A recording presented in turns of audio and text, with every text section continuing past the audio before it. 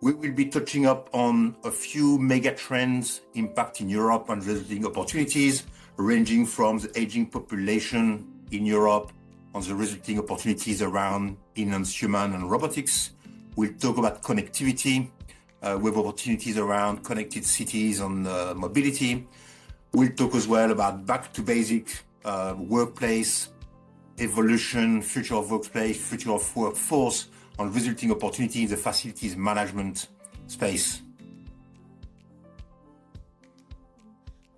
European healthcare operates under intense structural pressure, and aging population drives higher demands for complex care, while persistent workforce shortages, post-pandemic backlogs, inflation, and tight public budgets strain resources. Let's look at remote patient monitoring now. It can be called the Internet of Things at the heart of proactive care. Let's talk about the numbers.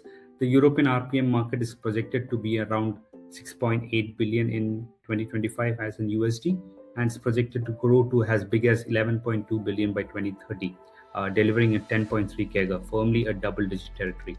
Leading in this space, we find companies like Philips, who have the healthcare suite connected care platform, which integrates Internet of Things, enabled wearables, and cloud analytics for continuous monitoring of cardiac, respiratory, and post-acute patients. What I was talking is mainly the evolution of the concept of autonomous city, which is actually an urban environment which will be driven and powered by AI, IoT, and advanced digital infrastructure. So what we see is actually the key shift when we are talking about to the autonomous city concept from the smart city concept. The key shift is actually to be able to monitor, manage, and optimize the overall city operations real time. And also autonomous is meaning, of course, the minimal human intervention. So, and actually it has critical building blocks. So it's not only about, one aspect of the mobility. And then when we talk about the cities, you need to talk about the safety concept. We need to involve energy into that. We need to talk about the infrastructure, but there are actually key building blocks of that.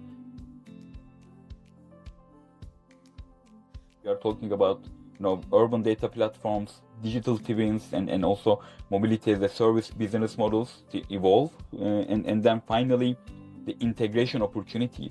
The question lies down into who will be the orchestrator of this autonomous city. So the players who can connect the mobility, energy, and the data together will be the places where the strategic value sits today. Mobility is evolving and transforming to new levels, and the public transportation will play a critical role here in achieving sustainability and safety targets, and serving as a central pillar of upgrading our living and workplaces. Vehicles will no longer move passengers from left to right.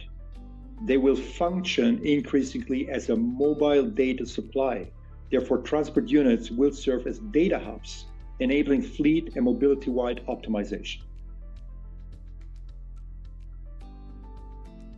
The truth is, facility management is not really a high growth area, but it is an absolutely enormous sector with extremely highly attractive investment opportunities, perhaps for slightly different reasons. High growth is an exaggeration, but solid underlying growth, a market or an industry that's ripe for consolidation, that's going through technology disruption, that is underpinned by critical attention to sustainability, drivers, decarbonisation, etc.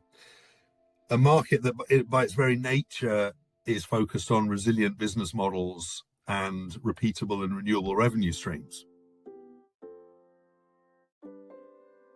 In Europe, we spend $750 billion a year on facility management services. That's 2.5% of total GDP.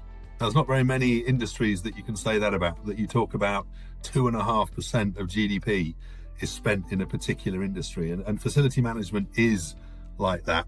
36% of FM services are delivered through outsourcing. That's kind of the competitive market where really we see the investment opportunities that we're talking about today, which in itself is over $250 billion opportunity.